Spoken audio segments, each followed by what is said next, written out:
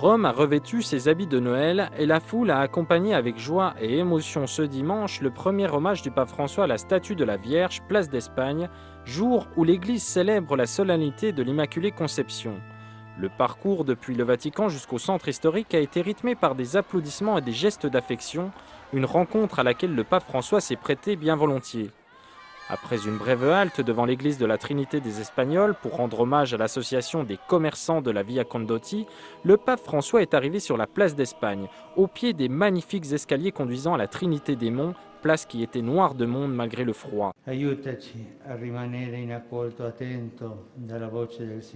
Aide-nous à rester attentifs à la voix du Seigneur, afin que le cri des pauvres ne nous laisse pas indifférents, afin que nous ne soyons pas distraits face à la souffrance des malades et de ceux qui sont dans le besoin, afin que la solitude des personnes âgées et la fragilité des enfants nous émeuvent, afin que chaque vie humaine soit toujours aimée et vénérée par chacun d'entre nous.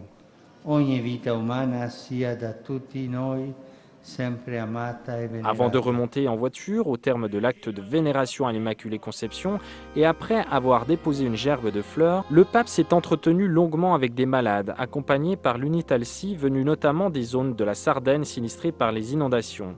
Il a multiplié les sourires, embrassades, caresses, paroles de réconfort et de proximité. Dernière étape de cet après-midi chargé, la visite de la basilique romaine Sainte-Marie-Majeure, la 6e depuis le début de son pontificat, basilique dans laquelle le pape a prié devant l'image de la Salus Populi Romani.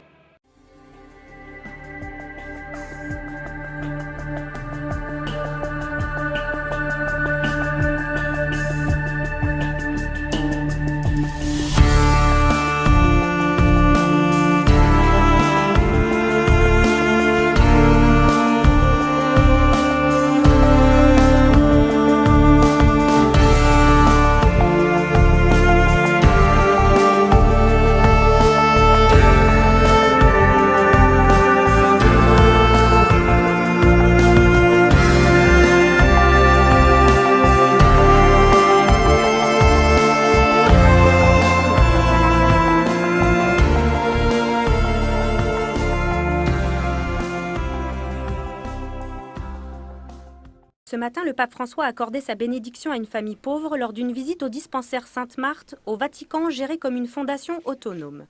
Dans la salle Paul VI, il a rencontré le personnel et les volontaires qui assurent chaque jour un repas et de l'assistance aux personnes défavorisées. Le dispensaire a été fondé en 1922 sur la volonté de Pie XI. Actuellement, 270 familles sont accueillies dans la structure. Pour 2013, on a compté plus de 3500 visiteurs médicaux au dispensaire, médecins ou personnels soignants, tous volontaires. Le dispensaire accueille des familles venant du monde entier et de toutes les religions. La plupart d'entre elles viennent d'Amérique latine et d'Afrique du Nord. Selon les statuts de la Fondation, son président est l'aumônier du pape, Monseigneur Konrad Krajewski. Son activité est assurée par les filles de la Charité de Saint-Vincent de Paul.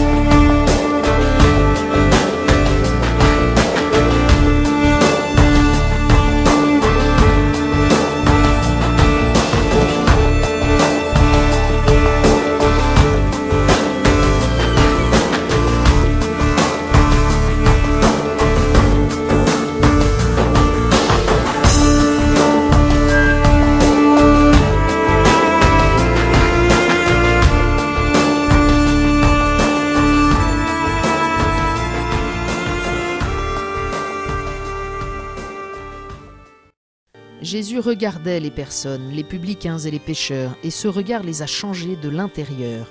C'est ce qu'a expliqué le pape François dans son homélie de samedi matin. Les pécheurs, les publicains et les pécheurs se sentaient... Mais Jésus les avait regardés. Et ce regard de Jésus sur eux, je crois que ça a été comme un souffle sur les braises. Ils ont senti de nouveau un feu intérieur et que Jésus les remettait debout. leur rendait leur dignité. Le regard de Jésus nous rend dignes, nous donne notre dignité. C'est un regard généreux. Mais regardez quel maître vous avez. Il prend ses repas avec la vermine, la crasse de la cité.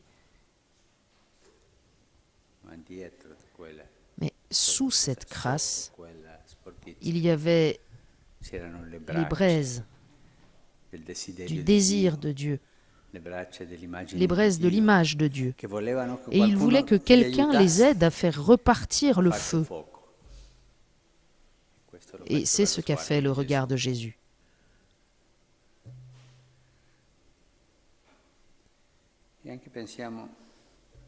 Pensons aussi à nous. Je crois que chacun de nous dans sa vie a senti ce regard. Et pas seulement une fois, tellement de fois.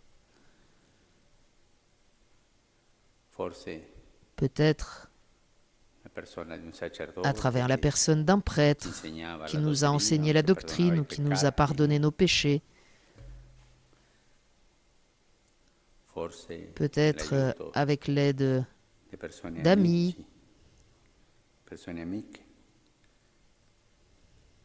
Mais nous tous,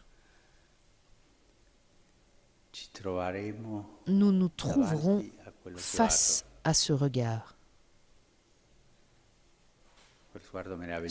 merveilleux. Et nous avançons dans la vie avec la certitude qu'il nous regarde. Et lui aussi, il attend de pouvoir nous regarder en permanence. Cet ultime regard de Jésus sur notre vie sera pour toujours, il sera éternel. Je demande à tous ces saints qui ont été regardés par Jésus de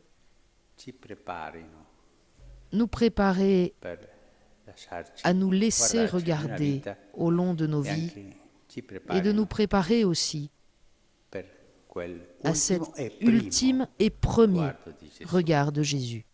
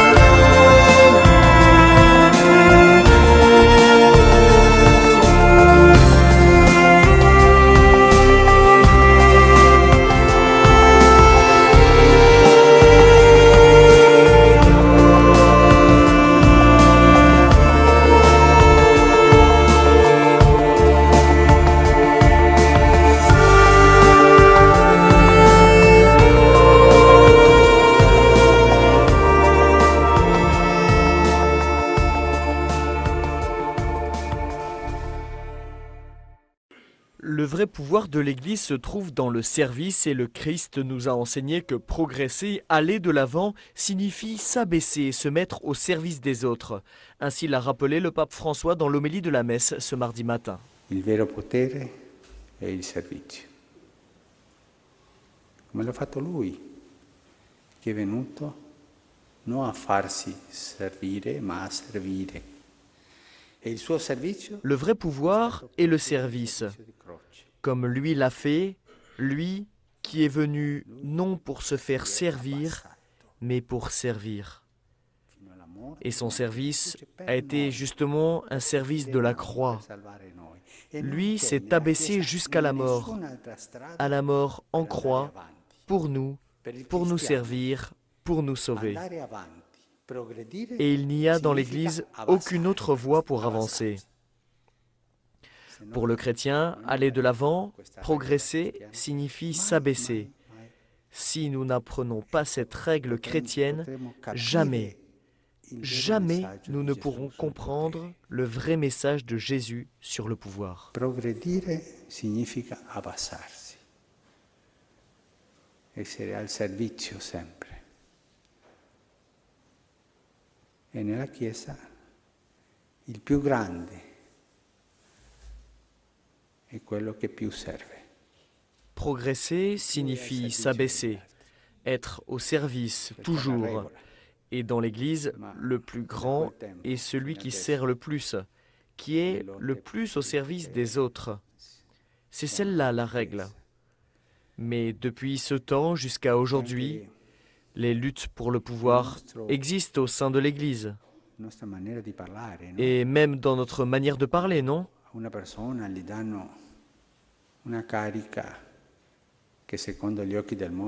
Quand on offre à une personne une fonction qui, selon les yeux du monde, est une fonction plus importante, on dit « Ah, cette femme a été promue présidente de telle association et cet homme a été promu. » Ce verbe « promouvoir », oui, c'est un beau verbe, on doit l'utiliser dans l'Église.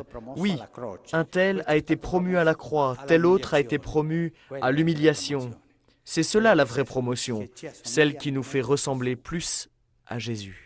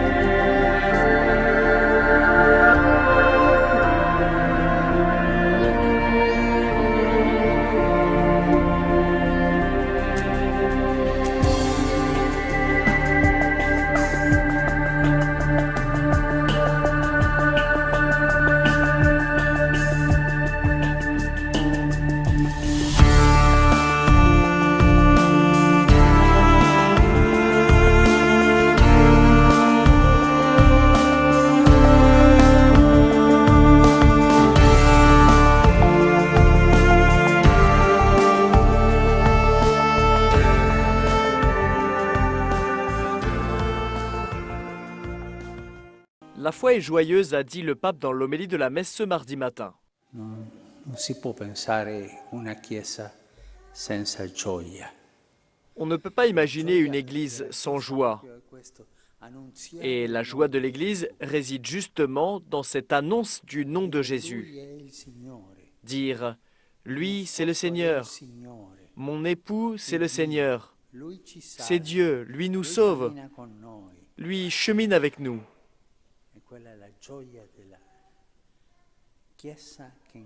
Voilà la joie de l'Église qui, dans cette joie d'épouse, devient mère.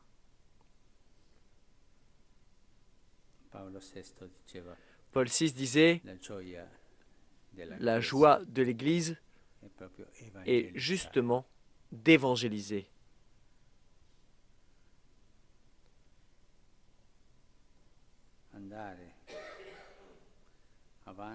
Aller de l'avant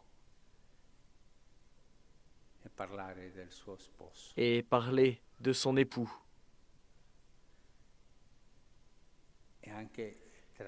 Et aussi de transmettre cette joie aux enfants qu'elle fait naître, qu'elle fait grandir.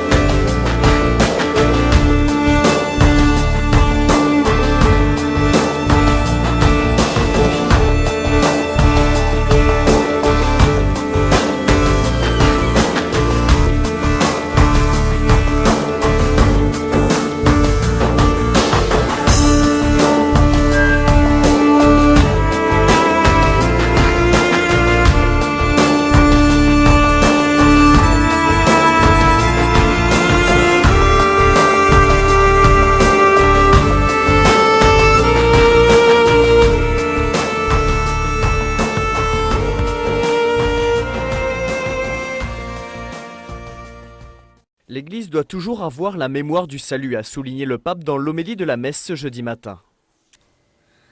E questo è importante non solamente nei grandi momenti storici. C'est important, non seulement dans les grands moments de l'histoire,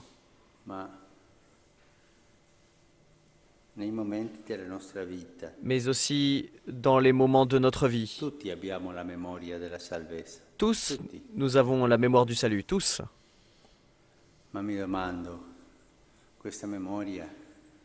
Mais je me demande, cette mémoire est-elle proche de nous ? Ou c'est une mémoire un peu lointaine, un peu diffuse, un peu ancienne, un peu de musée. Ça peut remonter loin. Et quand la mémoire n'est pas proche, quand nous n'avons pas cette expérience de la proximité de la mémoire,